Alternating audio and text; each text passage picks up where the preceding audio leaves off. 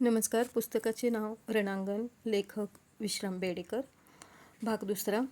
August महिना उजाडला, आकाश गडद निळे झाले, त्यात ताज्या उन्हाचे पिवळे तेज मिसळले. त्या मिश्रणाने बनलेल्या गार हिरवळीचे हिरवेपण फ्रान्सच्या भूमीवर सगळीकडे पसरले होते.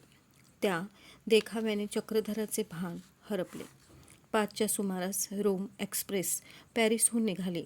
दुसऱ्या वर्गात एका खिडकीशी चक्रधर बसला होता. पॅरिसमध्ये घालवलेल्या बेसुमार चैनीच्या 8 रात्री, त्यामुळे त्यांचे मन अजून तडफडत होते. त्याने परिचारकाला बोलावले, शॅम्पेन मागवली. अर्ध्या तासातच त्याचे मन स्थिरावले. त्याची अनिमिष दृष्टी बाहेर दिसणाऱ्या फ्रान्सचा निरोप घेत होती. गाडी उपनगरातून बाहेर पडली. घरे ठिंगणी झाली. नंतर विरळ दिसू लागली. थोड्याच वेळात त्याच्या आठवणीही बुजल्या. कुरणे, शेते आणि वेड लावणारी हिरवळ यांची रेलचेल उडाली. मध्येच डाव्या बाजूला कालवाजवळही त्याची धरणे दिसत लहानशा होड्यातून एखादा गुलहौशी मासेमारी करीत निश्चिंत बसलेला दिसे.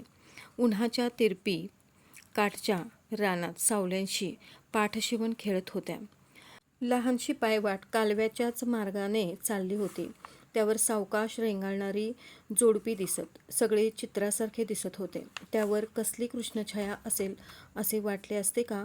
पण एक लहानसे स्टेशन गेले आणि मागोमाग गाडीच्या जवळून गेलेले असंख्य थडग्यांचे स्मशान सुरू झाले. चक्रधरने समोरच्या प्रवाशाला विचारले, ही सिमिटरी बरीच जुनी आहे का? त्याने मान हलवून उत्तर दिले, जुनी कसली? या गेल्या युद्धाच्या फ्रान्सला मिळालेल्या देणग्या आहेत. मृत्यूच्या हिवाळ्याने पसरलेले ते पांढरे शुभ्र बर्फ होते. त्याचा विस्तार आटपेना. सुंदर नक्षीचे पांढरे शुभ्र दगड. मृत्यूने 25 वर्षापूर्वी झोडलेल्या मेजवानीची ती रांगोळी उरली होती. चक्रधरचे मन थरारले. इतक्या सुंदर हिरवळीचे क्षणात रणांगण झाले. सुखभोगांच्या विलासात दंग असलेल्या फ्रान्समध्ये सुद्धा आगामी युद्धाची चाहूल ऐकू येत होती. त्याला फ्रेंच येत नव्हते. पॅरिसमध्ये वर्तमानपत्रे वाचता येत नसत. साक्षेपाने इंग्रजी वर्तमानपत्रे मिळविण्याची खटपट त्याने केली नाही. राष्ट्रातून द्वेषाचे डोंब उसळत होते. त्याला दाद नव्हती. पण कुठेही गेले तरी एखादी गोष्ट तरी अशी घडे, त्याच्या प्रत्ययाला येई. हे देश थडग्यातून नुकते उठले आहेत, पुन्हा थडग्यात कोसळू पाहत आहेत.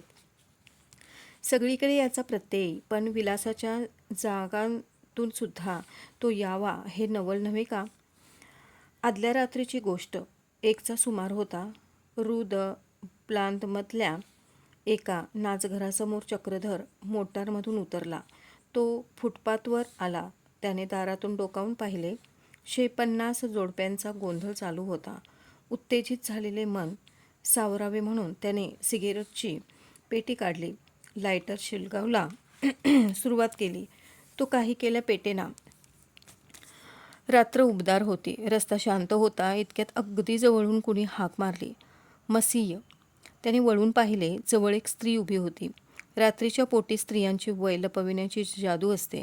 स्थूल शरीर, भुकलेले डोळे, रंगलेले ओठ, लाली चढवलेला चेहरा, एवढेच त्याला दिसले. तिने म्हटले, मसीह, तुम्ही कुठचे? चक्रधरने उत्तर दिले, मी इजिप्शियन आहे.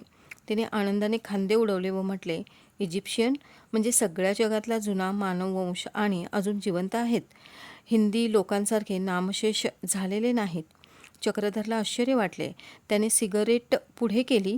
ती घेऊन तिने पुढे म्हटले, मला तहान लागली आहे. आपण कुठे दारू पिऊया का? त्याची खात्रीच पटली. ती नायकीन होती. त्याने विचारले, माझ्याबरोबर चालतेस? तिने आनंदाने म्हटले, इजिप्तचा विजय असो. त्याने पुढे म्हटले, माझ्याजवळ फारसे पैसे नाहीत.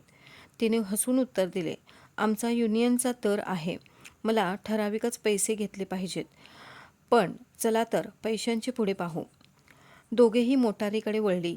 वळसा घालून जाताना मोटारच्या दिव्याचा प्रकाश तिच्या चेहऱ्यावर पडला.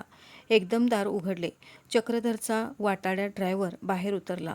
त्याने चक्रधरला म्हटले, मसीह, हे काय? ही म्हातारी आहे. तिने त्याला चिमटा घेतला व म्हटले, तोंड सांभाळ. पण तिला झिडकारून त्याने म्हटले, चल निघ. म्हातारीला नेऊन काय जाळायचे आहे? साहेबांना सुंदर तरुण पोरींचे प्रेम पाहिजे. ती मोठ्याने हसली व म्हणाली, मेल्या, आज उद्या लढाई होणार. 2 महिन्यांनी कदाचित तू मेलेला सुद्धा असशील. या दिवसात का कुठं प्रेम मिळतं? प्रेम सुस्थित जीवनात जगतं, रणांगणावर नाही जगत. चक्रधरने लक्षपूर्वक तिच्याकडे पाहिले, विचारले, तू इंग्रजी छान बोलतेस. मी इंग्लिश आहे मसीह. कॅसानोव्हा काय म्हणतो ठाऊक आहे ना तुम्हाला? प्रीतीच्या खेळात पंचेंद्रिये सहाय्याला हवीत.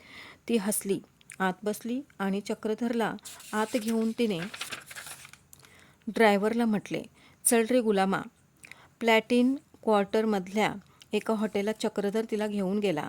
तिची टकळी चालूच होती. त्याने मुकाट्याने खोलीचे दार उघडले, दिवा लावला, खुर्ची तिच्यापुढे ओढली आणि अलमारीतून दारू काढून 2 पेले भरले. तिच्यापुढे पेला करीत त्याने विचारले, तू किती वेळ राहू शकशील इथं? तिने एक घोट घेतला व म्हटले, नायकिनीला एक रात्र म्हणजे एक जन्म असतो. हा जन्म तुम्हाला वाहिला आहे असं समजा. तिने दारू संपवली, पेला खाली ठेवला, डोक्यावरची हात काढली आणि त्याच्याकडे पाठ करून म्हणाली, ही पाठीवरची बटणं काढून देता का? त्याने तिला खुर्चीवर बसवले. नंतर समोरची खिडकी उघडली, पडदा सारला. तिथेच उभा राहून तो तिला म्हणाला, मला फक्त तुझी हकीकत ऐकायची आहे. तिला खूप हसू आले. त्याने त्रासून म्हटले, हसायला काय झालं? तिने थांबून उत्तर दिले, तुम्ही नवीन दिसता अजून. नायकिनीकडे जाण्याची वृत्ती उत्पन्न होते तेव्हा माणूस स्वतःशी ढोंग करू लागतो. मनातला उद्देश लपवून ठेवायचा आणि स्वतःची समजूत घालायची. आपल्याला फक्त नायकिनीची खरोखर स्थिती काय असते ते बघायचं आहे. जमल्यास एखादीचा उद्धारसुद्धा करायचा आहे. तो चिडतो आहे असे पाहून तिने म्हटले, त्रासू नका. फक्त म्हणालाच त्याचं हसू आलं. पण पैसे घेतल्याशिवाय मी जाणार नाही हं. तिच्या लाडिक आविर्भावाची त्याला किळस आली. आता तिचा चेहरा त्याला स्पष्ट दिसला. फुगलेल्या गालांमुळे डोळे लपलेले, हनुवटीवर 2 घड्या होत्या, बेसुमार रंगवलेले ओठ आणि मध्येच बाहेर येणारी जीभ. असल्या ओठांना वाहत्या जखमेच्या तोंडाची उपमा दिलेली एकदा वाचल्याचे त्याला आठवले. त्याला चीड आली. पाटलोणीच्या खिशातून 100 फ्रँकची नोट त्याने काढली, ती समोरच्या पलंगावर फेकली व म्हटलं, चल निघ, घे तुझा युनियनचा दर. तुझ्या बोलण्याला भुलून तुला मी इथं आणलं, थेरड्या रूपामुळं नव्हे. नंतर थोड्या वेळाने तिने आपली हकीकत सांगितली. ती म्हणाली, मी इंग्लिश आहे. फ्रान्सच्या भूमीवर नायकीन झाले. इथेच आता राहते, कारण इंग्लंडमध्ये कायद्याचा त्रास होतो. तिथे धंदा करू देत नाहीत. मी 16 वर्षांची होते. 14 साली युद्ध सुरू झालं. फ्रान्समध्येच खरी धुमश्चक्री उडाली. हजारोंनी लाखोंनी सैनिक फ्रान्समध्ये येत मारले जात. लढाईत प्रत्येक हल्ल्याच्या आधी सैनिकांना रम पाजतात. लढाईच्या दिवसात स्त्रीचा उपभोगासाठी मरणाआधी क्षणिक मोक्षाचा अनुभव देणाऱ्या धुंदीचं साधन एवढाच असतो.